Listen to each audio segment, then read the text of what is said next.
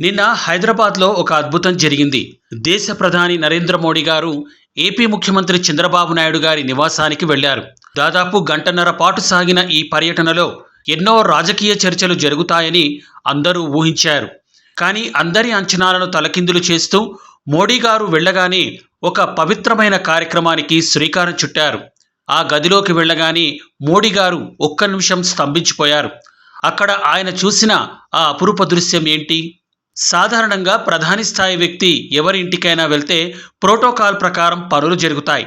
కానీ బాబు గారి నివాసంలో ఒక కుటుంబ సభ్యుడిలా కలిసిపోయారు మోడీ గారు. ముఖ్యంగా నారా లోకేష్ గారి కుమారుడు దేవాంష్తో ఆయన సరదాగా ముచ్చటించడం అందరినీ ఆకట్టుకుంది. అయితే ఈ పర్యటనలో అత్యంత కీలకమైన ఘట్టం మాత్రం ఆ గదిలోని పూజా మందిరంలోనే ఉంది. ఆ మందిరంలో ఉన్న విగ్రహాలకు మోడీ గారికి మధ్య ఉన్న ఆ రామబంధం ఏంటో తెలుసా? అది తెలుసుకోవాలంటే మనం కొన్ని దశాబ్దాల వెనక్కి వెళ్ళాలి. తెలుగు జాతి గర్వించదగ్గ మహానేత, విశ్వవిఖ్యాత నట సార్వభౌమ నందమూరి తారక రామారావు గారు వెండితెరపై రాముడిగా జీవించారు. ఆయన రాముడి వేషం వేస్తే సాక్షాత్తు ఆ దేవుడే దిగివచ్చాడా అన్నట్లు ఉండేది. అన్నగారు తన జీవితంలో అత్యంత పవిత్రంగా భావించిన కొన్ని వస్తువులను తన బిడ్డలకు కానుకగా ఇచ్చారు. అందులో ఒక అరుదైన కానుక ఇప్పుడు బాబు గారింట్లో ఉంది. అక్కడే అసలైన సెంటిమెంట్ దాగి ఉంది. నాడు ఎన్టీఆర్ గారు తన కుమార్తె భువనేశ్వరి గారికి, అల్లుడు చంద్రబాబు గారికి స్వయంగా బహూకరించిన సీతారామ లక్ష్మణుల విగ్రహాలే అవి.